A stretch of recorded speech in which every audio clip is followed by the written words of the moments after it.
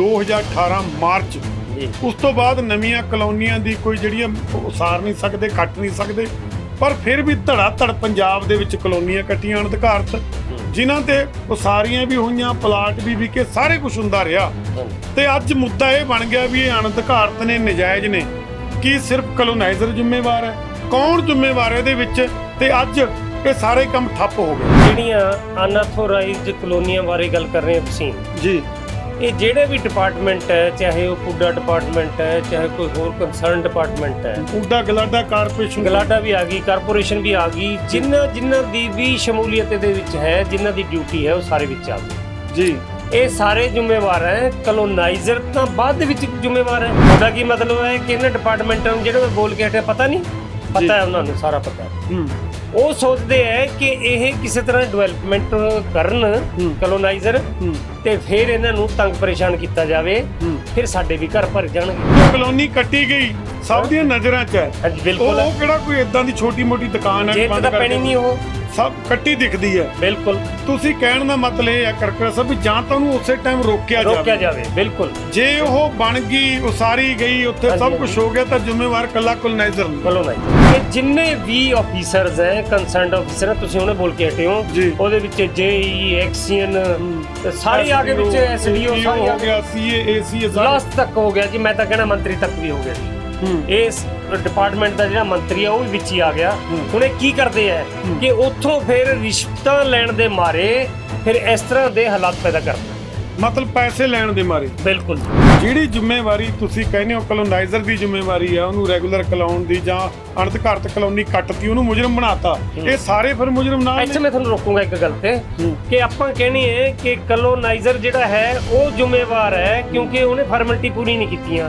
ਮੈਨੂੰ ਕਲੋਨਾਈਜ਼ਰ ਦਾ ਨਾਮ ਦੱਸ ਦਿਓ ਕਿ ਜਿਹੜਾ ਇਹ ਚਾਹੇਗਾ ਕਿ ਮੈਂ ਬਾਅਦ ਦੇ ਵਿੱਚ ਤੰਗ ਹੋਵਾਂ। ਪਹਿਲਾਂ 2-4 ਬੰਦੇ ਉਹਨੂੰ ਸ਼ਾਬਾਸ਼ੀ ਵੀ ਦੇ ਦਿੰਦੇ, ਇਹ ਵੀ ਗੱਲ ਹੈ। ਆਫੀਸਰ ਹੀ ਕਹਿ ਦਿੰਦੇ ਆ ਕੋਈ ਨਹੀਂ ਬਣਾ ਲਾ, ਆਪਾਂ ਦੇਖ ਲਾਂਗੇ, ਬਾਅਦ ਵਿੱਚ ਦੇਖ ਲਾਂਗੇ। ਬਾਅਦ ਚ ਕੀ ਦੇਖਣਾ ਜੀ? ਬਾਅਦ ਚ ਰਿਸ਼ਵਤਾਂ। ਤੇ ਮੈਂ ਇਸ ਗੱਲ ਦੀ ਸ਼ਰਤ ਦਿੰਦਾ ਤੁਹਾਨੂੰ ਕਿ ਜਿੰਨੇ ਆਫੀਸਰ ਹੈ, ਜਿਨ੍ਹਾਂ ਦੀ ਜੂਰਿਸਡਿਕਸ਼ਨ ਚ ਉਹ ਚੀਜ਼ ਆਉਂਦੀ ਹੈ ਜੀ, ਉਹਨਾਂ ਦੇ ਅਗਰ ਤੁਸੀਂ ਚੈੱਕ ਕਰੋਗੇ ਤਾਂ ਉਹਨਾਂ ਦੀ ਆਮਦਨ ਤੋਂ 10 ਗੁਣਾ ਜ਼ਿਆਦਾ ਉਹਨਾਂ ਦੇ ਐਸੈਟਸ ਮਿਲਣਗੇ, ਔਰ ਉਹਨਾਂ ਦੇ ਖਿਲਾਫ ਪਰਚੇ ਦਰਜ ਕਰੋ। ਮੈਂ ਦੇਖਦਾ ਫਿਰ ਕਿਵੇਂ ਇਹਨਾਂ ਨੂੰ ਤੰਗ ਕਰ ਸਕਦੇ ਕਲੋਨਾਈਜ਼ਰ। 2 ਸਾਲਾਂ ਤੋਂ ਲਾ ਲਓ, 3 ਸਾਲਾਂ ਤੋਂ ਲਾ ਲਓ, ਹਾਈ ਕੋਰਟ 'ਚ ਰਿਟ ਪੈ ਗਈ, ਰਜਿਸਟਰੀਆਂ ਬੰਦ ਹੋ ਗਈਆਂ, ਫਿਰ ਵੀ ਕਿਸੇ ਨਾ ਕਿਸੇ ਤਰ੍ਹਾਂ ਰਜਿਸਟਰੀਆਂ ਹੁੰਦੀਆਂ ਰਹੀਆਂ। ਕਿਸੇ ਕਲੋਨੀ 'ਚ 40% ਰਜਿਸਟਰੀਆਂ ਹੋ ਗਈਆਂ, ਕਿਸੇ ਕਲੋਨੀ ਦੇ ਵਿੱਚ 40% ਘਰ ਵੀ ਬਣ ਗਏ, ਮੀਟਰ ਵੀ ਲੱਗ ਗਏ। ਹੁਣ ਕੰਸਟਰਕਸ਼ਨ ਚੱਲ ਰਹੀ ਹੈ। ਅੱਜ ਸਰਕਾਰ ਨੇ ਗਲਾ ਘੁੱਟਤਾ ਕਲੋਨਾਈਜ਼ਰਾਂ ਦਾ ਵੀ ਨਾ ਇੱਥੇ ਮੀਟਰ ਲੱਗੂਗਾ, ਨਾ ਰਜਿਸਟਰੀ ਹੋਊਗੀ, ਤੇ ਇਹ ਬਹੁਤ ਵੱਡੀ ਗੱਲ ਹੈ। ਜੇ ਆਪਾਂ ਕਲੋਨਾਈਜ਼ਰ ਨੂੰ ਛੱਡ ਦਈਏ, ਉਹਨੇ ਤਾਂ ਤੰਗ ਹੋਣਾ ਹੀ ਹੋਣਾ, ਕਿਉਂਕਿ ਅਫਸਰਾਂ ਨੇ ਕਰਨਾ ਹੈ। ਜਿਹਨੇ ਪਲਾਟ ਖਰੀਦੇ ਹੈ ਉਹਨੇ ਕੀ ਗੁਨਾਹ ਕਰਤਾ ਜੀ? ਉਹ ਮੀਟਰ ਲਵਾ ਰਿਹਾ, ਉਹਨੇ ਕੀ ਗੁਨਾਹ ਕਰਤਾ ਜੀ? ਉਹਦੇ ਮੀਟਰ ਰੋਕ ਦਿਓ ਜੀ। ਹੈ ਜੀ। ਬਾਕੀ ਉਹਨੂੰ ਪਾਣੀ ਨਾ ਦਿਓ, ਉਹਨੇ ਕੀ ਗੁਨਾਹ ਕਰਤਾ ਜੀ? ਉਹਨੇ ਤਾਂ ਪਲਾਟ ਲਿੱਤਾ ਪੈਸੇ ਦੇ ਕੇ। ਹੁਣ ਇਸ ਗੱਲ ਨੂੰ ਨਿਪਟਣ ਵਾਸਤੇ ਫਰੋਮ ਦਾ ਵੈਰੀ ਬਿਗਨਿੰਗ ਜੀ ਕੰਮ ਸ਼ੁਰੂ ਹੋਣਾ ਚਾਹੀਦਾ ਹੈ, ਔਰ ਉਹ ਸ਼ੁਰੂ ਹੋਣ ਤੋਂ ਬਾਅਦ ਲਾਸਟ ਤੱਕ ਇਹਨਾਂ ਨੂੰ ਛੇੜਾ-ਛੇੜੀ ਨਹੀਂ ਹੋਣੀ ਚਾਹੀਦੀ, ਕਿਉਂਕਿ ਪਹਿਲਾਂ ਹੀ ਇਸ ਚੀਜ਼ ਦੀ ਇਨਵੈਸਟੀਗੇਸ਼ਨ ਹੋ ਜੇ, ਪਹਿਲਾਂ ਹੀ ਫਾਰਮੈਲਿਟੀਜ਼ ਪੂਰੀ ਹੋ ਜੇ, ਤਾਂ ਕਿ ਕੋਈ ਵੀ ਅਫਸਰ ਉਂਗਲ ਨਾ ਕਰ ਸਕੇ। ਉਹ ਆਪਣਾ ਆਜ਼ਾਦ ਹੋ ਕੇ ਕੰਮ ਕਰਨ, ਆਜ਼ਾਦ ਹੋ ਕੇ ਆਪਣੀ ਕਲੋਨੀ ਬਣਾਓ। ਹੁਣ ਆਮ ਆਦਮੀ ਪਾਰਟੀ ਦੀ ਸਰਕਾਰ ਆਈ ਜੀ, ਜਦੋਂ ਕੀ ਕਲੋਨਾਈਜ਼ਰਾਂ ਨੂੰ ਕੀ ਪੂਰੇ ਪੰਜਾਬ ਦੇ ਲੋਕਾਂ ਨੂੰ ਬੜੀਆਂ ਉਮੀਦਾਂ ਸੀ ਜੀ। ਉਹਨਾਂ ਦੇ ਮੰਤਰੀਆਂ ਨੇ ਲਾ ਲਓ, ਉਹਨਾਂ ਦੇ ਐਮਐਲਏ ਨੇ ਲਾ ਲਓ, ਜਾ ਕੇ ਕੋਈ ਤਹਿਸੀਲ 'ਚ ਚਲਾ ਗਿਆ, ਕੋਈ ਕਿਤੇ ਚਲਾ ਗਿਆ, ਉਹ ਅਧਿਕਾਰੀ ਵੀ ਇੰਨੇ ਕੁ ਡਰਾਤੇ, ਜਿਹੜਾ ਕੋਈ ਕਲੋਨਾਈਜ਼ਰ ਦਾ ਮਾੜਾ ਮੋਟਾ ਕੰਮ ਹੋਣ ਵਾਲਾ ਸੀ ਉਹ ਵੀ ਹੁਣ ਹਟ ਗਿਆ। ਨਾ ਅੱਜ ਰਜਿਸਟਰੀ ਕਿਤੇ ਹੋ ਰਹੀ ਹੈ, ਜਿਹੜੀ 2 ਸਾਲ ਤੋਂ ਰੋਕ ਲੱਗਣ ਦੇ ਬਾਵਜੂਦ ਰਜਿਸਟਰੀਆਂ ਪਹਿਲਾਂ ਵੀ ਤਾਂ ਹੋ ਰਹੀਆਂ, ਮੀਟਰ ਵੀ ਲੱਗ ਰਹੇ ਸੀ। ਅੱਜ ਸਿਰਫ ਤੇ ਸਿਰਫ ਜਾਂ ਤਾਂ ਰੇਟ ਵਧਾਉਣ ਲਈ ਉਹ ਅੱਜ ਵੀ ਜਾਣਾ ਸਾਰਾ ਕੁਝ ਇਹ ਸਰਕਾਰ 'ਚ ਵੀ, ਮਤਲਬ ਮੁਸ਼ਕਲ ਪੈਦਾ ਕਰਤੀ ਆਮ ਲੋਕਾਂ ਨੂੰ ਤਾਂ ਕਲੋਨਾਈਜ਼ਰਾਂ ਨੂੰ। ਕਲੋਨਾਈਜ਼ਰ ਤਾਂ ਫਸਟ ਆ ਗਿਆ, ਉਸ ਤੋਂ ਬਾਅਦ ਉਹਨੇ ਅੱਗੇ ਪਲਾਟ ਵੇਚਤੇ, ਜਨਤਾ ਆ ਗਈ ਜੀ। ਉਸ ਤੋਂ ਬਾਅਦ ਜਿਹਨੇ ਪਲਾਟ ਲੈ ਲਿਆ ਉਸਾਰੀ ਕਰਨੀ ਹੈ, ਉਸਾਰੀ ਦੇ ਵਿੱਚ ਕੌਣ ਆ ਗਏ? ਪੱਠੇ ਵਾਲੇ ਵੀ ਆ ਗਏ, ਮਜ਼ਦੂਰ, ਲੋਹੇ ਵਾਲੇ ਵੀ ਆ ਗਏ, ਮਜ਼ਦੂਰ ਵੀ ਆ ਗਏ, ਮਿਸਤਰੀ ਵੀ ਆ ਗਏ ਜੀ, ਇੰਟੀਰੀਅਰ ਵਾਲੇ ਵੀ ਆ ਗਏ। ਇਹਦੇ ਨਾਲ ਤਾਂ ਇੱਕ ਸਭ ਦੀ ਜੌਬ ਜੁੜ ਗਈ, ਇੱਕ ਤਾਂ ਇਹ ਸਾਰੇ ਪ੍ਰਭਾਵਿਤ। ਕਰਕਰਾ ਸਾਹਿਬ ਫਿਰ ਮੁਜਰਮ ਕੌਣ, ਦੋਸ਼ੀ ਕੌਣ? ਸਿਰਫ ਕਲੋਨਾਈਜ਼ਰ? ਦੇਖੋ, ਨਹੀਂ, ਦੋਸ਼ੀ ਕੱਲਾ ਕਲੋਨਾਈਜ਼ਰ ਨਹੀਂ ਹੈ। ਦੋਸ਼ੀ ਇਹਦੇ ਵਿੱਚ ਪਹਿਲਾਂ ਤਾਂ ਆਫੀਸਰਸ ਹੈ, ਉਸ ਜੂਰਿਸਡਿਕਸ਼ਨ ਦੇ ਜਿਹੜੇ ਡਿਪਾਰਟਮੈਂਟ ਦੇਖ ਰੇਖ ਕਰਦਾ ਹੈ ਇਹਨਾਂ ਦੀ ਕਲੋਨੀਆਂ ਦੀ, ਉਹਦੇ ਜਿੰਨੇ ਆਫੀਸਰ ਹੈ ਚਪੜਾਸੀ ਤੋਂ ਲੈ ਕੇ ਉੱਪਰ ਤੱਕ ਸਾਰੇ ਜ਼ਿੰਮੇਵਾਰ। ਇਹਨਾਂ ਤੋਂ ਅਪਲਾਈ ਕਰਾਈਆਂ ਗਈਆਂ। ਹਾਂ ਇੱਥੇ ਆਓ। ਹਾਂ ਜਦੋਂ ਅਪਲਾਈ ਕਰਾਈਆਂ ਗਈਆਂ, ਮੀਡੀਆ ਨੇ ਗੱਲਾਂ ਚੱਕੀਆਂ ਜੀ ਵੀ ਸੈਂਕੜੇ ਕਲੋਨੀਆਂ ਕੱਟੀਆਂ ਗਈਆਂ। ਕੁਝ ਵਧੀਆ ਕਲੋਨਾਈਜ਼ਰਾਂ ਨੇ ਉਹਨਾਂ ਨੂੰ ਅਪਲਾਈ ਵੀ ਕੀਤਾ। ਜਦੋਂ ਅਪਲਾਈ ਹੋ ਗਈ ਤਾਂ ਅਪਲਾਈ ਵੇਲੇ ਤਾਂ ਉਹਨਾਂ ਤੋਂ ਪੈਸੇ ਲੈ ਕੇ ਤੋਂ 10% 20% ਬਹੁਤ ਕਲੋਨਾਈਜ਼ਰਾਂ ਨੇ ਪੈਸੇ ਭਰੇ ਹੋਏ ਨੇ, ਪਰ ਬਾਅਦ ਚ ਕਲੋਨੀਆਂ ਰਿਜੈਕਟ ਹੋ ਗਈਆਂ। ਇੱਥੇ ਹੁਣ ਕਸੂਰ ਕਿਹਦਾ? ਲੇਕਿਨ ਗੱਲ ਇਹ ਹੈ ਵੀ ਜਦੋਂ ਆਪਾਂ ਨੇ ਅਪਲਾਈ ਕਰਤਾ ਜੀ, ਆਪਾਂ ਨੇ ਪੈਸੇ ਦਿੱਤੇ, ਉਸ ਤੋਂ ਬਾਅਦ ਪੈਸੇ ਤਾਂ ਗਵਰਨਮੈਂਟ ਨੇ ਰੱਖ ਲਏ, ਡਿਪਾਰਟਮੈਂਟ ਨੇ ਰੱਖ ਲਏ, ਜਿਹੜਾ ਵੀ ਕੋਈ ਕੰਸਰਨ ਡਿਪਾਰਟਮੈਂਟ ਹੈ ਜੀ, ਕਿਉਂਕਿ ਅੱਗੇ ਡਿਪਾਰਟਮੈਂਟ ਦੇ ਵਿੱਚ ਵੀ ਤਾਂ ਉਹਨਾਂ ਦੇ ਵਿੰਗਸ ਹੈ ਨਾ, ਤਾਂ ਉਹਨੇ ਤਾਂ ਰੱਖ ਲਏ। ਉਸ ਤੋਂ ਬਾਅਦ ਉਹ ਰਿਜੈਕਟ ਕਰਤੀ, ਉਹ ਪੈਸੇ ਕਿੱਥੇ ਹੈ? ਇਸ ਮਾਮਲੇ 'ਚ ਉਹਨਾਂ ਨੂੰ ਕੋਰਟ 'ਚ ਜਾਣਾ ਚਾਹੀਦਾ ਹੈ ਕਿ ਸਾਡੇ ਇਕੱਲੇ ਪੈਸੇ ਨਹੀਂ ਮੁੜਨੇ ਚਾਹੀਦੇ, ਜਿਹੜਾ ਕਰੋੜਾਂ ਰੁਪਇਆ ਸਾਡਾ ਡੈਮੇਜ ਹੋਇਆ ਉਹ ਵੀ ਦਿਓ। ਕਿ ਕੋਈ ਐਸਡੀਐਮ ਹੈ, ਐਸਸੀ ਹੈ, ਚੀਫ ਹੈ, ਕੋਈ ਵੀ ਹੈ, ਉਹਦੇ ਅੰਡਰ ਕਈ ਕਲੋਨੀ ਹੈ, ਫਿਰ ਕੱਲਾ ਕੱਲਾ ਪਰਚਾ ਦਰਜ ਕਰਕੇ ਉਹਨਾਂ ਤੇ ਕਰੋ, ਫਿਰ ਉਹਨਾਂ ਦੀ ਤਫਤੀਸ਼ ਕਰੋ। ਮੈਂ ਦੇਖਦਾ ਫਿਰ ਕਿਸ ਤਰ੍ਹਾਂ ਇਹ ਵਾਇਲੇਸ਼ਨ ਹੁੰਦੀ ਹੈ। ਮੰਨ ਲਓ ਕਿਸੇ ਤਰ੍ਹਾਂ ਕਲੋਨਾਈਜ਼ਰ ਨੇ 2 ਸਾਲ ਪਹਿਲਾਂ 4 ਸਾਲ ਪਹਿਲਾਂ ਕਿਸੇ ਤਰ੍ਹਾਂ ਟਿਕਾ ਲਿਆ ਮਸਲਾ, ਹਾਂਜੀ 20-30% 40% ਕਲੋਨੀ ਵਿਕ ਵੀ ਗਈ, 50%, ਹਾਂਜੀ 3 ਸਾਲ ਬਾਅਦ ਫੇਰ ਕੋਈ ਉੱਥੇ ਮੀਡੀਆ ਵਾਲਾ ਚਲਾ ਗਿਆ ਮੈਂ ਐਕਸਪੋਜ਼ ਕਰੂੰਗਾ, ਉਹ ਤਾਂ ਫੇਰ ਫਸ ਗਿਆ। ਫੇਰ 2 ਸਾਲ ਬਾਅਦ ਕੋਈ ਫੇਰ ਚਲਾ ਜਾਊਗਾ ਤਾਂ ਸਾਰੀ ਜ਼ਿੰਦਗੀ ਉਹਦੇ ਤਲਵਾਰ ਲਮਕੀ। ਉਹੀ ਗੱਲ ਆ ਗਈ ਨਾ, ਇੱਕ ਤਰ੍ਹਾਂ ਨਾਲ ਮੁਲਜ਼ਮ ਤਾਂ ਬਣ ਕੇ ਖੜ ਗਿਆ। ਮੁਲਜ਼ਮ ਹੈ ਨਹੀਂ ਪਰ ਬਣ ਗਿਆ।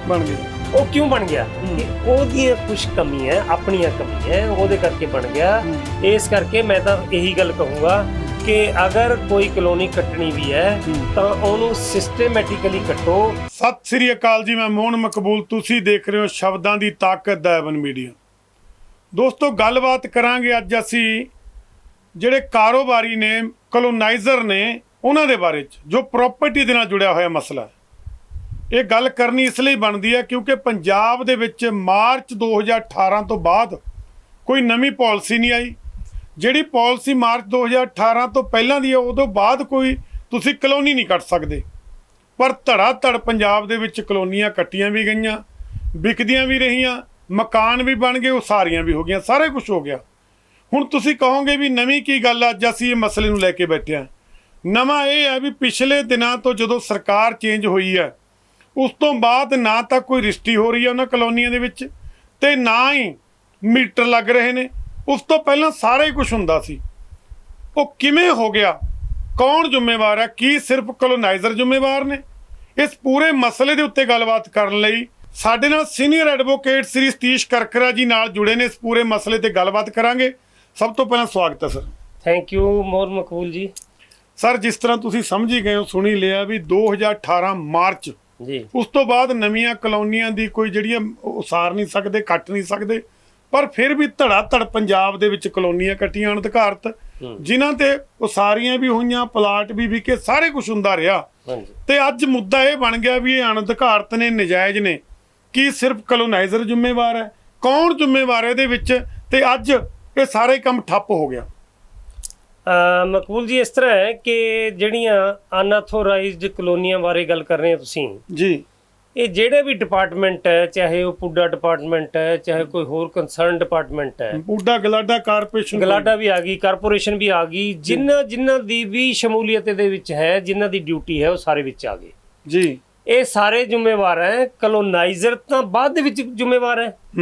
ਇੱਕ ਕਲੋਨੀ ਬਣ ਰਹੀ ਹੈ, ਮੈਂ ਤੁਹਾਨੂੰ ਮਿਸਾਲ ਦੇ ਤੌਰ ਤੇ ਕਹਿਣਾ ਹੈ ਜੀ ਕਿ ਇੱਕ ਕਲੋਨੀ ਬਣ ਰਹੀ ਹੈ, ਉੱਥੇ ਬੋਰਡ ਲੱਗਿਆ ਹੋਇਆ, ਕਿਉਂਕਿ ਲਿਖੀ ਦਿੰਦੇ ਆ ਕਲੋਨਾਈਜ਼ਰ ਤਾਂ ਇਸ ਰੇਟ ਨੂੰ ਹੈ, ਜਾਂ ਉਹਦੀ ਐਡਵਰਟਾਈਜ਼ਮੈਂਟ ਹੋ ਰਹੀ ਹੈ।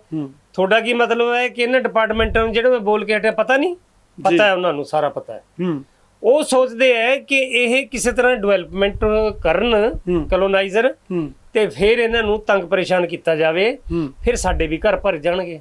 ਕਿਉਂਕਿ ਕਲੋਨਾਈਜ਼ਰਾਂ ਤੋਂ ਸਿੱਧੀ ਜੀ ਗੱਲ ਹੈ ਜੀ, ਜਦੋਂ ਕਲੋਨੀ ਕੱਟੀ ਗਈ ਸਭ ਦੀਆਂ ਨਜ਼ਰਾਂ 'ਚ ਹੈ। ਹਾਂਜੀ ਬਿਲਕੁਲ। ਉਹ ਕਿਹੜਾ ਕੋਈ ਏਦਾਂ ਦੀ ਛੋਟੀ ਮੋਟੀ ਦੁਕਾਨ ਹੈ ਬੰਦ ਪੈਣੀ ਨਹੀਂ, ਉਹ ਸਭ ਕੱਟੀ ਦਿਖਦੀ ਹੈ। ਬਿਲਕੁਲ। ਤੁਸੀਂ ਕਹਿਣ ਦਾ ਮਤਲਬ ਇਹ ਹੈ ਕਰਕਰਾ ਸਾਹਿਬ ਵੀ ਜਾਂ ਤਾਂ ਉਹਨੂੰ ਉਸੇ ਟਾਈਮ ਰੋਕਿਆ ਜਾਵੇ। ਬਿਲਕੁਲ। ਜੇ ਉਹ ਬਣ ਗਈ, ਉਸਾਰੀ ਗਈ, ਉੱਥੇ ਸਭ ਕੁਝ ਹੋ ਗਿਆ, ਤਾਂ ਜ਼ਿੰਮੇਵਾਰ ਕੱਲਾ ਕਲੋਨਾਈਜ਼ਰ ਨਹੀਂ। ਦੇਖੋ, ਇੱਕ ਆਪਾਂ ਇੱਕ ਗੱਲ ਕਰੀਏ ਤਾਂ ਉਹ ਇਹ ਹੈ ਕਿ ਕਿਹਨੂੰ ਨਹੀਂ ਦਿਖਦੀ ਕਲੋਨੀ?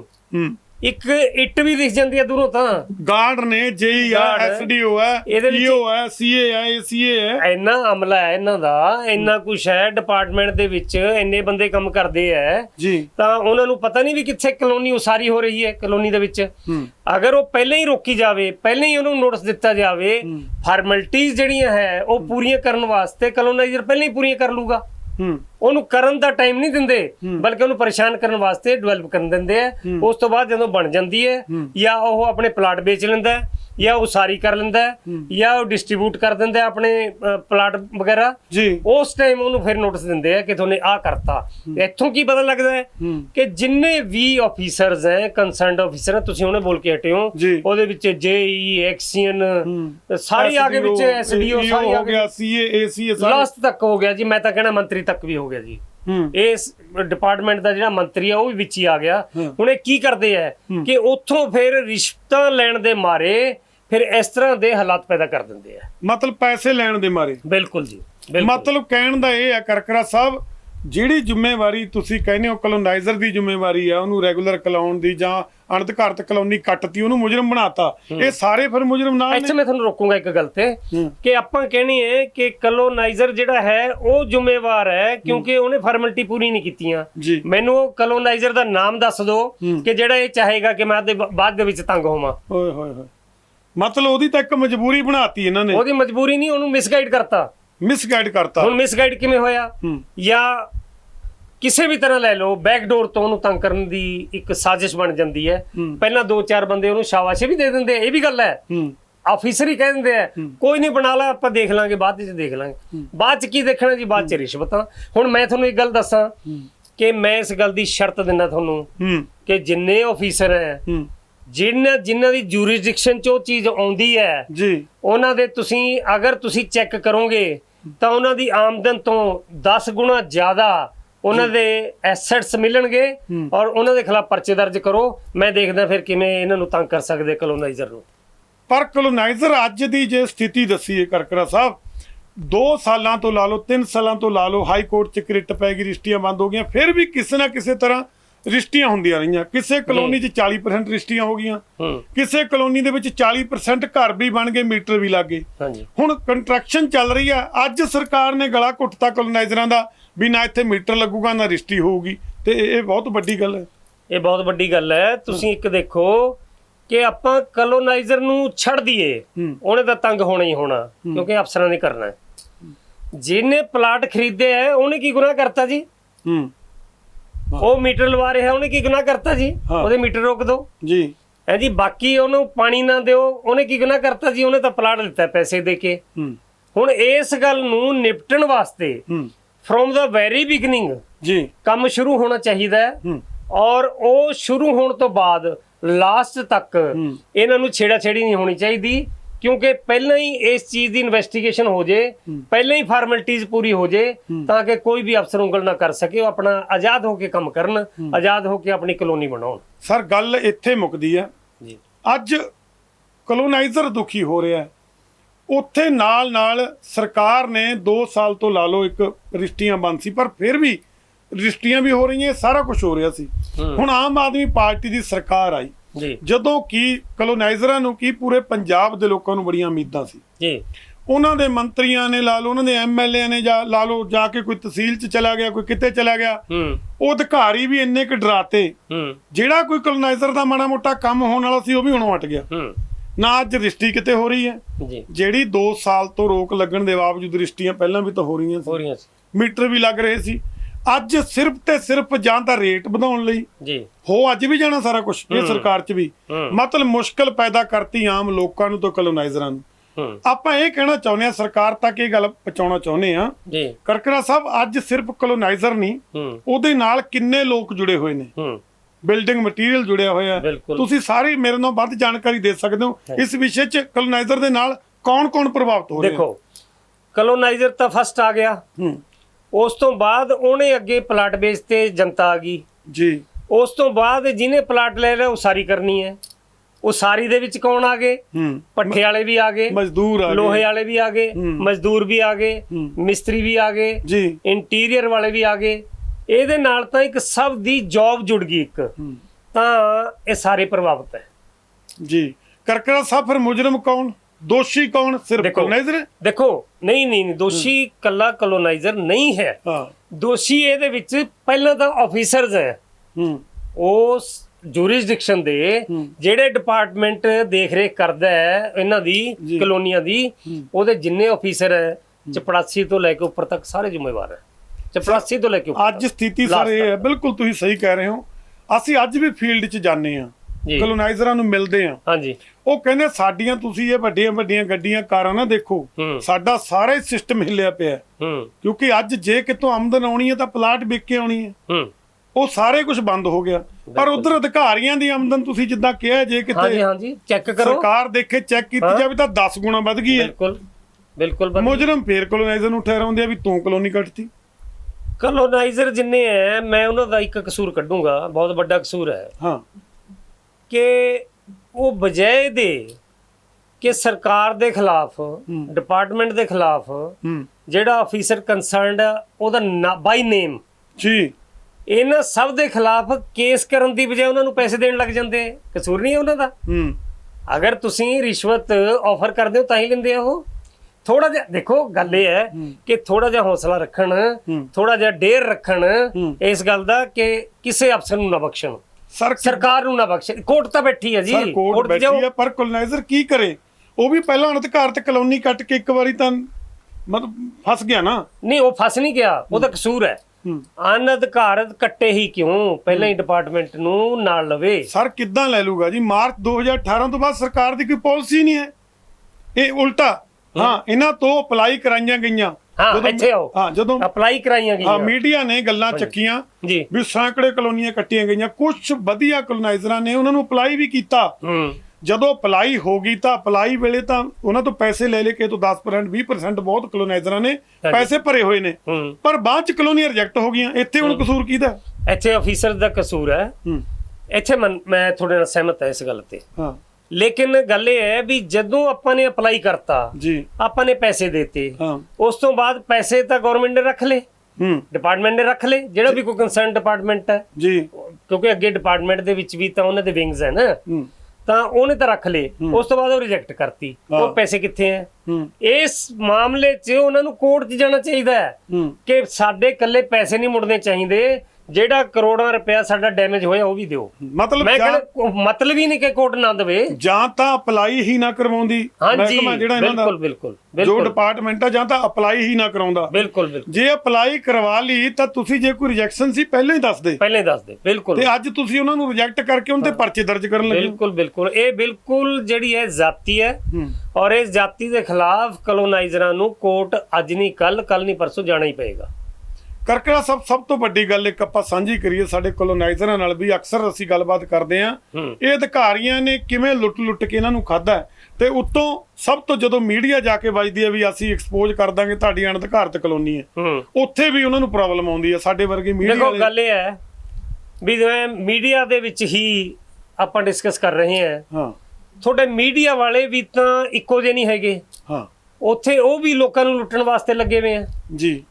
ਮੀਡੀਆ ਵਾਲੇ ਕੀ ਕਰਦੇ ਆ, ਅੱਜ ਕੱਲ ਮੇਰੇ ਖਿਆਲ ਹੈ ਹਰੇਕ ਹੀ ਮੀਡੀਆ ਪਰਸਨ ਬਣਿਆ ਫਿਰਦਾ, ਤੇ ਉਹ ਕੀ ਕਰਦੇ ਆ, ਫਿਰ ਉਹ ਜਾ ਕੇ ਕਲੋਨਾਈਜ਼ਰਾਂ ਨੂੰ ਤੰਗ ਕਰਦੇ ਆ, ਉਹਨੂੰ ਜਾ ਕੇ ਉਹਨਾਂ ਦੀਆਂ ਮਤਲਬ ਕਿ ਇੰਟਰਵਿਊ ਲੈਂਦੇ ਆ, ਇੰਟਰਵਿਊ ਦੇ ਵਿੱਚ 100 ਸਵਾਲ ਕਰਦੇ ਆ। ਸਰ ਕਈ ਤਾਂ ਇੱਥੇ ਤੱਕ ਕਹਿੰਦੇ ਵੀ ਤੁਹਾਡੇ ਕਾਗਜ਼ ਸਾਨੂੰ ਦਿਖਾਓ। ਬਿਲਕੁਲ ਜੀ, ਜਦ ਕਿ ਕੋਈ ਅਥਰਾਈਜ਼ ਨਹੀਂ, ਉਹ ਕਾਗਜ਼ ਕਿਉਂ ਦਿਖਾਉਣ ਉਹਨਾਂ ਨੂੰ? ਸੰਬੰਧਿਤ ਮਹਿਕਮਾ ਦੇਖੂਗਾ। ਬਿਲਕੁਲ ਮਹਿਕਮਾ ਦੇਖੂਗਾ।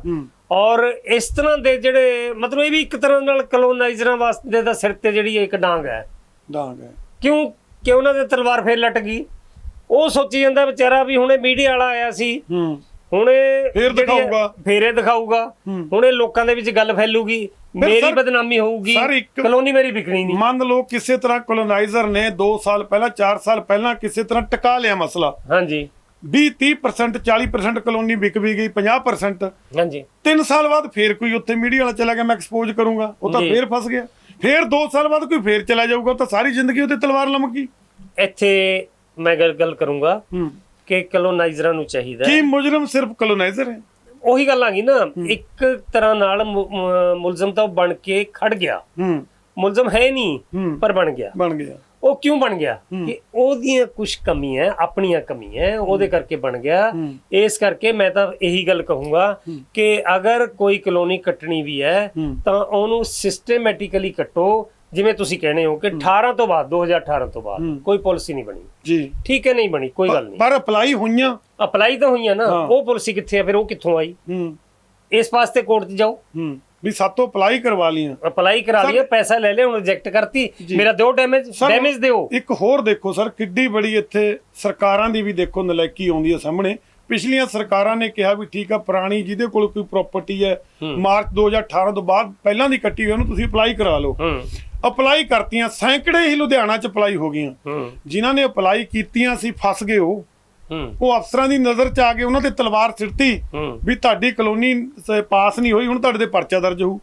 ਜਿਨ੍ਹਾਂ ਨੇ ਕੁਝ ਵੀ ਨਹੀਂ ਅਪਲਾਈ ਕੀਤਾ ਉਹ ਬਚ ਗਏ, ਚੋਰੀ ਚੋਰੀ ਵੇਚ ਕੇ ਨਿਕਲ ਗਏ। ਇਹਦਾ ਮਤਲਬ ਸਰਕਾਰ ਦੀ ਕਹਿਣਾ ਮੰਨਿਆ ਤਾਂ ਉਹ ਫਸ ਗਏ।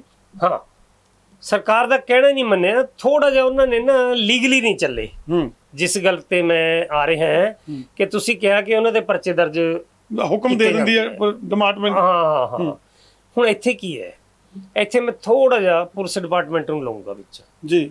ਪਰ ਸਰ ਗਲਾਡਾ ਤਾਂ ਪੁਲਿਸ ਨੂੰ ਹੀ ਲਿਖਦਾ ਹੈ ਨਾ। ਨਹੀਂ, ਉਹੀ ਗੱਲ ਕਰਦਾ ਮੈਂ, ਗਲਾਡਾ ਨੇ ਲਿਖਤਾ ਕਿ ਪਰਚਾ ਦਰਜ ਕਰੋ ਜੀ। ਜਿਹੜਾ ਆਈਓ ਹੈ, ਪੁਲਿਸ ਅਫੀਸਰ ਹੈ, ਉਹਨੂੰ ਉਹਦੀ ਤਫਤੀਸ਼ ਨਹੀਂ ਕਰਨੀ ਚਾਹੀਦੀ ਵੀ ਕਿੱਥੋਂ ਸ਼ੁਰੂ ਹੋਇਆ ਇਹ ਮਾਮਲਾ ਤੇ ਕਿੱਥੇ ਰੁਕਿਆ?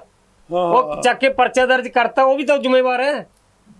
ਕਲੋਨਾਈਜ਼ਰ ਦਾ ਕੀ ਹੈ ਵਿਚਾਰੇ ਦਾ? ਕਲੋਨਾਈਜ਼ਰ ਦੇ ਨਾਲ ਪੈਸੇ ਲਾਏ ਹੈ, ਜੇਈ ਐਸਡੀਓ ਬਿਲਕੁਲ ਅਫਸਰ, ਪਰਚਾ ਉਹਨਾਂ ਤੇ ਕਰੋ, ਪਰਚਾ ਉਹਨਾਂ ਦੇ ਕਰੋ, ਉਹਨਾਂ ਦੀ ਦੇਖ ਰੇਖ ਚ ਹੋਇਆ ਜੋ ਹੋਇਆ। ਤੇ ਕਰਕਰਾ ਸਾਹਿਬ ਮਤਲਬ 100 ਕਲੋਨਾਈਜ਼ਰ ਨੇ, 100 ਨੇ 21 ਕਲੋਨੀ ਕੱਟਤੀ, ਉਹਨਾਂ ਤੇ ਤਾਂ 21 ਪਰਚਾ ਹੋਊਗਾ, ਫਿਰ ਅਫਸਰਾਂ ਦੇ ਤਾਂ ਹਿਸਾਬ ਨਾਲ 100 ਪਰਚਾ ਦਰਜ ਹੋ ਜਾਊਗਾ। ਹਾਂ, ਮੈਂ ਤੁਹਾਡੀ ਗੱਲ ਤੇ ਆ ਰਿਹਾ ਕਿ ਕੋਈ ਐਸਡੀਐਮ ਹੈ, ਐਸਸੀ ਹੈ, ਚੀਫ ਹੈ, ਕੋਈ ਵੀ ਹੈ, ਉਹਦੇ ਅੰਡਰ ਕਈ ਕਲੋਨੀ ਹੈ, ਫਿਰ ਕੱਲਾ ਕੱਲਾ ਪਰਚਾ ਦਰਜ ਕਰਕੇ ਉਹਨਾਂ ਦੇ ਕਰੋ, ਫਿਰ ਉਹਨਾਂ ਦੀ ਤਫਤੀਸ਼ ਕਰੋ। ਮੈਂ ਦੇਖਦਾ ਫਿਰ ਕਿਸ ਤਰ੍ਹਾਂ ਇਹ ਵਾਇਲੇਸ਼ਨ ਹੁੰਦੀ ਹੈ, ਕਿਸੇ ਹਾਲਤ ਨਹੀਂ ਹੋਏਗੀ। ਕਰੋ ਪਰਚੇ, ਕਰੂ ਕੌਣ? ਉਹ ਸਰਕਾਰ ਤੇ ਆ ਜਾਂਦੀ ਹੈ ਗੱਲ। ਪਹਿਲੀਆਂ ਸਰਕਾਰਾਂ ਉਹਨਾਂ ਨੇ ਕਿਸੇ ਦੀ ਸੁਣੀ ਨਹੀਂ, ਪਰ ਅੱਜ ਉਮੀਦ ਜਾਗੀ ਹੈ ਲੋਕਾਂ ਨੂੰ। ਅੱਜ ਉਮੀਦ ਜਾਗੀ ਹੈ। ਦੇਖੋ ਮੈਂ ਕਹੂੰਗਾ ਹੁਣ ਭਗਵੰਤ ਮਾਨ ਦੀ ਸਰਕਾਰ ਆਈ ਹੈ ਤਾਂ ਇੱਥੇ ਆਪਾਂ ਉਮੀਦ ਰੱਖ ਸਕਦੇ ਹਾਂ, ਕਿਉਂਕਿ ਥੋੜੇ ਦਿਨ ਹੋਏ ਹੈ, ਖੈਰ ਚੰਗੀ ਉਥਲ ਪੁਥਲ ਹੋ ਰਹੀ ਹੈ ਔਰ ਲੋਕ ਸ਼ਾਬਾਸ਼ੀ ਵੀ ਦੇ ਰਹੇ ਹੈ, ਐਸੀ ਗੱਲ ਨਹੀਂ ਹੈ। ਅਗਰ ਇਹ ਇਸੇ ਤਰ੍ਹਾਂ ਹੀ ਚੱਲਦੇ ਰਹੇ ਤਾਂ ਮੈਂ ਤੁਹਾਨੂੰ ਗਰੰਟੀ ਦਿੰਦਾ ਕਿ ਕਲੋਨਾਈਜ਼ਰ ਇਕੱਠੇ ਹੋ ਕੇ ਭਗਵੰਤ ਮਾਨ ਨੂੰ ਮਿਲ ਲੈਣ, ਜੇ ਨਾ ਹੱਲ ਹੋਵੇ ਤਾਂ ਮੈਨੂੰ ਫੜ ਲਿਓ। ਜੇ ਇਸੇ ਤਰ੍ਹਾਂ ਚੱਲਦੀ ਰਹੀ ਸਰਕਾਰ, ਜੇ ਸਰਕਾਰ ਦੇ ਕੁਝ ਬੰਦੇ ਹੀ ਵਿਕ ਜਾਣ, ਉਹਦਾ ਮੈਂ ਕੁਝ ਨਹੀਂ ਕਰ ਸਕਦਾ। ਸਰ ਪਿਛਲੀਆਂ ਪਾਲਿਸੀਆਂ ਜਿਹੜੀਆਂ ਬਣੀਆਂ ਜੀ, ਤੁਸੀਂ ਕਹਿੰਦੇ ਹੋ ਭਗਵੰਤ ਮਾਨ ਸਾਹਿਬ ਨੂੰ ਮਿਲਣ, ਮੁੱਖ ਮੰਤਰੀ ਨੂੰ ਮਿਲਣ, ਮਸਲਾ ਹੱਲ ਹੋਊਗਾ। ਸਾਨੂੰ ਵੀ ਪੂਰਾ ਭਰੋਸਾ ਇਹਨਾਂ ਦਾ ਮਸਲਾ ਹੱਲ ਹੋਊਗਾ। ਸਾਡੀ ਆਵਾਜ਼ ਹੈ ਜਿਹੜੀ ਅੱਜ ਇਹ ਮਾਨ ਸਾਹਿਬ ਤੱਕ ਜ਼ਰੂਰ ਪਹੁੰਚੂਗੀ, ਕਿਉਂਕਿ ਸਾਡੀ ਆਵਾਜ਼ ਨਹੀਂ, ਇਹ ਕਲੋਨਾਈਜ਼ਰਾਂ ਦੀ ਆਵਾਜ਼ ਹੈ, ਜਨਤਾ ਦੀ ਆਵਾਜ਼ ਹੈ। ਕਰਕਰਾ ਸਾਹਿਬ, ਜਦੋਂ ਪਿਛਲੀਆਂ ਪਾਲਿਸੀਆਂ ਬਣੀਆਂ ਨੇ, ਇੰਨੀਆਂ ਕੁ ਹਾਰਡ ਪਾਲਿਸੀਆਂ ਬਣੀਆਂ ਕਿ ਕਲੋਨਾਈਜ਼ਰ ਸ਼ਰਤਾਂ ਹੀ ਨਹੀਂ ਪੂਰੀਆਂ ਕਰ ਸਕਦਾ, ਫਿਰ ਉਹ ਪਾਲਿਸੀਆਂ ਕਿਹਨਾਂ ਨੇ ਬਣਾਤੀਆਂ? ਅਫਸਰਾਂ ਨੇ ਬਣਾਤੀਆਂ ਆਪੇ। ਕਿਉਂ ਇਦਾਂ ਦੀਆਂ ਪਾਲਿਸੀਆਂ ਬਣਾਈਆਂ ਵੀ ਉਹ ਪੂਰੀਆਂ ਨਾ ਕਰ ਸਕੇ, ਸਾਡੀਆਂ ਜੇਬਾਂ ਭਰ ਜਾਣ? ਇੱਥੇ ਮੈਂ ਤੁਹਾਨੂੰ ਦੱਸਦਾ ਕਿ ਪਾਲਿਸੀ ਜਿਹੜੀ ਹੈ ਗਵਰਨਮੈਂਟ ਹੀ ਬਣਾਉਂਦੀ ਹੈ ਜੀ, ਲੇਕਿਨ ਕੁਝ ਮੈਂ ਦੇਖਣ ਚਾਹੀਏ ਇਹ ਗੱਲ, ਕੁਝ ਸ਼ਰਤਾਂ ਦੇ ਵਿੱਚ ਨਵੀਆਂ ਸ਼ਰਤਾਂ ਐਡ ਕਰਕੇ ਇਹ ਜਿਹੜੇ ਆਫੀਸਰਸ ਬੈਠੇ ਅੰਦਰ, ਉਹ ਲੋਕਾਂ ਨੂੰ ਤੰਗ ਕਰਨ ਵਾਸਤੇ। ਇੱਕ ਗੱਲ ਤੁਸੀਂ ਸੋਚੋ ਕਿ ਉਹ ਤੰਗ ਕਿਉਂ ਕਰਦੇ ਆ, ਇਹ ਤੁਹਾਨੂੰ ਵੀ ਪਤਾ ਹੈ, ਮੈਨੂੰ ਵੀ ਪਤਾ ਹੈ, ਤਾਂ ਕਿ ਜਨਤਾ ਤੰਗ ਆ ਕੇ ਉਹਨਾਂ ਦੇ ਟੇਬਲ ਤੇ ਉਹਨਾਂ ਨੂੰ ਰਿਸ਼ਵਤ ਦੇ ਕੇ ਜਾਵੇ। ਕੁਝ ਤਾਂ ਹੈਗੀਆਂ ਹੀ ਡਾਇਰੈਕਸ਼ਨਸ ਹੈ ਜੀ ਗਵਰਨਮੈਂਟ ਦੀਆਂ, ਕੁਝ ਆਪਣੀ ਤਰਫੋਂ ਇਹ ਐਡ ਕਰ ਦਿੰਦੇ ਆ। ਉਹ ਉੱਥੇ ਵੀ ਅਫਸਰ ਬੈਠੇ ਨੇ ਨਾ, ਹਾਂ ਅਫਸਰ ਬੈਠੇ, ਉਹਨੂੰ ਚੈੱਕ ਕਰਨਾ ਚਾਹੀਦਾ ਹੈ ਉਹਨਾਂ ਦੇ ਖਿਲਾਫ ਕੋਰਟ ਤੇ ਜਾ ਕੇ। ਤਾਂ ਸਾਡੇ ਵਰਗੇ ਜਿਹੜੇ ਬੰਦੇ ਬੈਠੇ ਆ, ਉਹਨਾਂ ਦੀ ਰਾਏ ਲੈ ਕੇ ਉਹਨਾਂ ਨੂੰ ਇਹ ਪੁੱਛਣ ਕਿ ਵੀ ਇਹ ਪਾਲਿਸੀ ਮੈਨੂੰ ਇਹ ਦਿਖਾਓ ਵੀ ਬਣੀ ਕਿੱਥੇ ਹੈ।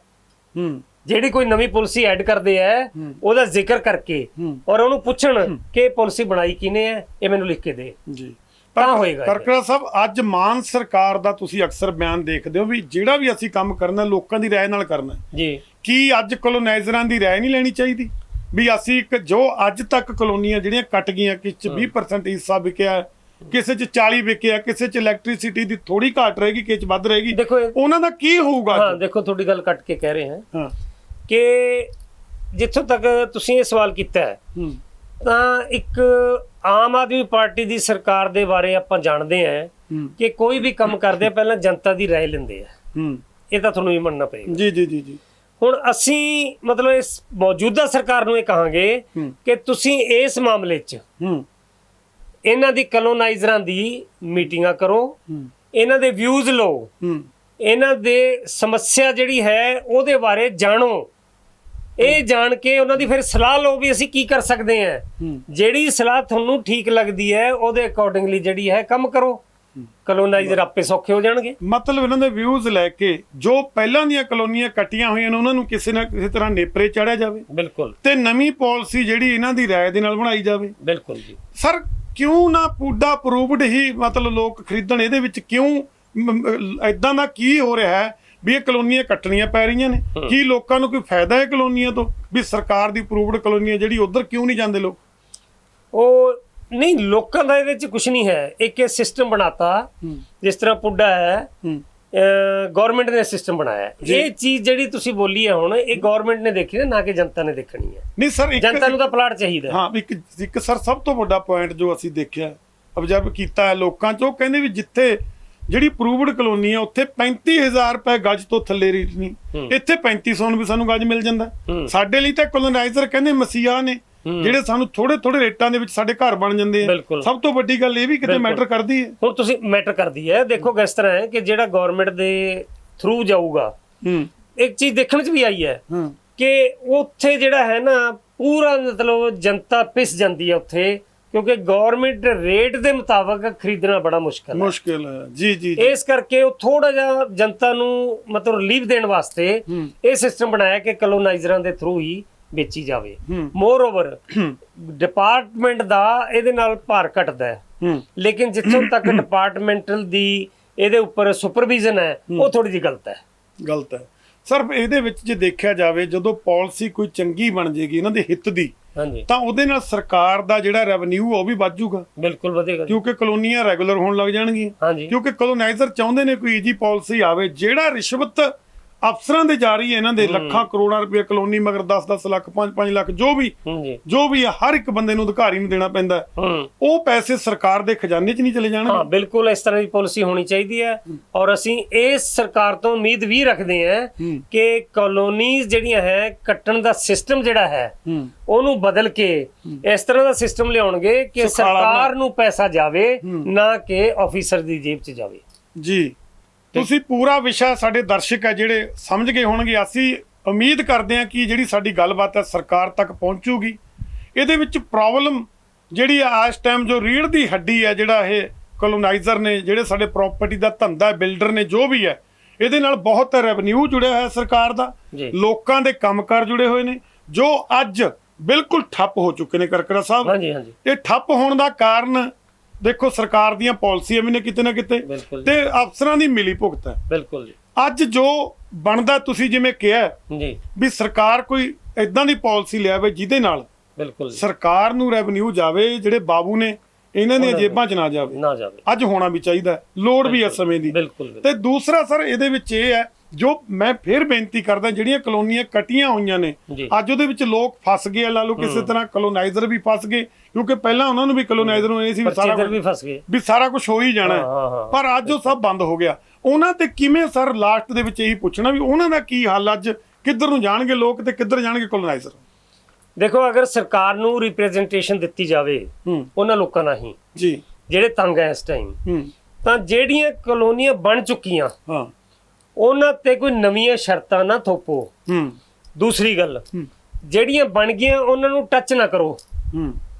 ਅਗਰ ਕੋਈ ਕਿਸੇ ਤਰ੍ਹਾਂ ਦਾ ਰੈਵਨਿਊ ਉਹਨਾਂ ਨੇ ਨਹੀਂ ਵੀ ਜਮ੍ਹਾਂ ਕਰਾਇਆ, ਤਾਂ ਰਿਕੁਆਇਰਡ ਹੈ ਜਿਹੜਾ ਉਹ ਰਿਕੁਆਇਰਡ ਹੈ ਉਹ ਜਮ੍ਹਾਂ ਕਰਾ ਲਓ, ਡਾਇਰੈਕਟ ਜਮ੍ਹਾਂ ਕਰਾ ਲਓ। ਅਫਸਰ ਵਿੱਚ ਆਉਂਦਾ ਹੀ ਨਹੀਂ। ਮਤਲਬ ਜੇ 5 ਏਕੜ 4 ਏਕੜ ਦੀ ਜਿਵੇਂ ਜਾਂ ਗਜਾਂ ਦੇ ਹਿਸਾਬ ਨਾਲ ਰਜਿਸਟਰੀ ਦੇ ਨਾਲ ਜੋ ਵੀ ਹੈ ਜਾ ਸਕਦਾ, ਪਾਲਿਸੀ ਬਣਾ ਲਓ ਉਸ ਤਰ੍ਹਾਂ ਦੀ। ਲੇਕਿਨ ਇਹ ਬਣੂਗੀ ਕਿਸ ਤਰ੍ਹਾਂ? ਸਰਕਾਰ ਨਾਲ ਰਿਪਰੈਜ਼ੈਂਟੇਸ਼ਨ ਦੇ ਕੇ ਬੈਠ ਕੇ ਹੀ ਬਣੇਗੀ। ਔਰ ਇਹਦੇ ਵਿੱਚ ਮੈਂ ਇੱਕ ਗੱਲ ਹੋਰ ਕਹਿਣਾ ਚਾਹੁੰਦਾ ਹੈ ਕਿ ਇੰਨੇ ਬੰਦੇ ਭਰਤੀ ਕਰ ਰੱਖੇ ਆ ਇਹਨਾਂ ਨੇ, ਪੁੱਡਾ ਨੇ, ਹੋਰ ਨੇ, ਕਾਰਪੋਰੇਸ਼ਨ ਨੇ, ਬੇਮਤਲਬ ਦੇ ਭਰਤੀ ਕਰ ਰੱਖੇ ਆ। ਅੱਜ ਕੱਲ ਤਾਂ ਇਲੈਕਟ੍ਰੋਨਿਕ ਯੁੱਗ ਹੈ, ਜ਼ਰੂਰਤ ਹੀ ਨਹੀਂ ਹੈ, ਸਿੱਧੇ ਪੈਸੇ ਉੱਥੋਂ ਭਰੋ, ਸਿੱਧੇ ਉੱਥੇ ਜਾਣ, ਲੋੜ ਹੀ ਨਹੀਂ ਅਫਸਰ ਦੀ ਕਿਸੇ ਦੀ। ਜੀ ਸਰ, ਜੇ ਤੁਸੀਂ ਬਿਲਕੁਲ ਇੱਕ ਗੱਲ ਆਪੀ ਕਰਤੀ ਵੀ ਇੰਨੇ ਫੌਜ ਰੱਖੀ ਹੈ, ਹਾਂਜੀ, ਇਹ ਫੌਜ ਦਾ ਫਾਇਦਾ ਕੀ ਹੋਇਆ ਸਰਕਾਰ ਨੂੰ? ਫਾਇਦਾ ਲੋਕਾਂ ਦੇ ਪੈਸੇ ਖਾਣ ਵਾਸਤੇ, ਹੋਰ ਕਾਹਦੇ ਵਾਸਤੇ? ਨਹੀਂ ਫਿਰ ਕਲੋਨੀਆਂ ਤਾਂ ਹਜ਼ਾਰਾਂ ਕੱਟ ਗਈਆਂ ਉਹਦੀ ਦੇਖ ਰੇਖ ਇਕੱਠੇ, ਮੁਜਰਮ ਬਿਲਕੁਲ ਨਾਇਜ਼ਰ ਨੂੰ ਬਣਾਉਂਦੇ ਨੇ। ਮੇਰੀ ਗੱਲ ਸੁਣੋ, ਦੇਖੋ ਅਗਰ ਮੈਂ ਇੱਕ ਗੱਲ ਹੁਣ ਲਾਸਟ 'ਚ ਕਹਿਣ ਲੱਗਿਆ ਤੁਹਾਨੂੰ ਜੀ ਕਿ ਅਗਰ ਹੁਣ ਤੱਕ ਕਲੋਨੀਆਂ ਨੂੰ ਤੰਗ ਕਰਨ ਵਾਲੇ ਆਫੀਸਰਸ ਦੇ ਵਾਸਤੇ ਵਿਜੀਲੈਂਸ ਦੀ ਇਨਕੁਆਇਰੀ ਬਿਠਾਈ ਜਾਵੇ ਜਾਂ ਸੀਬੀਆਈ ਦੀ ਬਿਠਾਈ ਜਾਵੇ, ਤੁਹਾਨੂੰ ਰਿਜ਼ਲਟ ਆਪੇ ਮਿਲ ਜਾਊਗਾ ਸਾਰਾ ਕੁਝ। ਜਿੰਨੇ ਬਾਬੂਆਂ ਦੇ ਜੇਬਾਂ ਭਰੀਆਂ ਵੀ ਐ, ਕਰੋੜਾਂ ਦੀ ਜਾਇਦਾਦ ਬਣਾਈ ਵੀ ਹੈ, ਸਾਰੇ ਅੰਦਰ ਹੋਣਗੇ ਜੀ।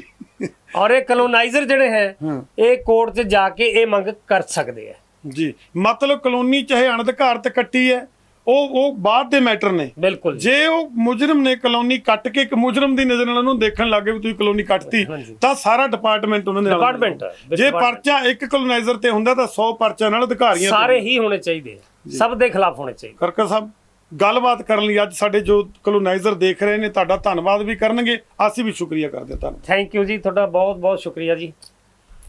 ਅੱਜ ਤੁਸੀਂ ਜੋ ਵਿਸ਼ਾ ਸੀ ਦੇਖ ਹੀ ਲਿਆ, ਪ੍ਰਾਪਰਟੀ ਦੇ ਨਾਲ ਜੁੜਿਆ ਹੋਇਆ, ਕਲੋਨਾਈਜ਼ਰਾਂ ਦੇ ਨਾਲ ਜੁੜਿਆ ਹੋਇਆ ਸੀ ਵਿਸ਼ਾ, ਜਿਹਦੇ ਵਿੱਚ ਸਾਡੇ ਨਾਲ ਸੀਨੀਅਰ ਐਡਵੋਕੇਟ ਸਤੀਸ਼ ਕਰਕਰਾ ਜੀ ਬੈਠੇ ਸੀ।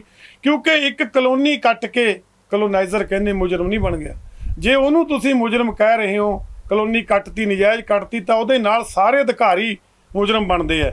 ਤੇ ਜੇ ਇੱਕ ਪਰਚਾ ਉਹਨਾਂ ਤੇ ਹੁੰਦਾ ਤਾਂ 100 ਪਰਚੇ ਅਧਿਕਾਰੀਆਂ ਤੇ ਹੋਣਗੇ। ਇਸ ਕਰਕੇ ਸਰਕਾਰ ਦੇ ਜਿਹੜੇ ਸਾਨੂੰ ਕੁਝ ਸੂਤਰਾਂ ਤੋਂ ਪਤਾ ਲੱਗਿਆ ਵੀ ਜੋ ਵੀ ਇਹ ਜਲਦੀ ਇਹਦੇ ਮਸਲੇ ਹੱਲ ਹੋਣਗੇ, ਤੇ ਜ਼ਰੂਰਤ ਹੈ ਮਾਨ ਸਾਹਿਬ ਤੱਕ ਚੰਗੀ ਪਾਲਿਸੀ, ਚੰਗੇ ਸਾਰੇ ਰਲ ਕੇ ਇੱਕ ਪਾਲਿਸੀ ਦੀ ਜਿਹੜੀ ਗੱਲਬਾਤ ਕੀਤੀ ਜਾਵੇ, ਜਲਦੀ ਇਹ ਮਸਲਾ ਹੱਲ ਹੋਊਗਾ। ਇਸ ਕਰਕੇ ਸਾਡੇ ਦੋਸਤਾਂ ਨੂੰ, ਮਿੱਤਰਾਂ ਨੂੰ, ਕਲੋਨਾਈਜ਼ਰਾਂ ਨੂੰ, ਬਿਲਡਰਾਂ ਨੂੰ ਘਬਰਾਉਣ ਦੀ ਲੋੜ ਨਹੀਂ। ਜੋ ਹੋ ਗਿਆ ਉਹਦਾ ਹੱਲ ਹੋ ਜਾਣਾ, ਤੇ ਜੋ ਹੁਣ ਅਗਲੀ ਪਾਲਿਸੀ ਆ ਉਹਦੇ ਮੁਤਾਬਕ ਸਰਕਾਰ ਤੱਕ ਇਹ ਗੱਲ ਜ਼ਰੂਰ ਪਹੁੰਚੂਗੀ। ਦੇਖਦੇ ਰਹੋ ਸ਼ਬਦਾਂ ਦੀ ਤਾਕਤ, ਏਵਨ ਮੀਡੀਆ। ਸਤਿ ਸ਼੍ਰੀ ਅਕਾਲ।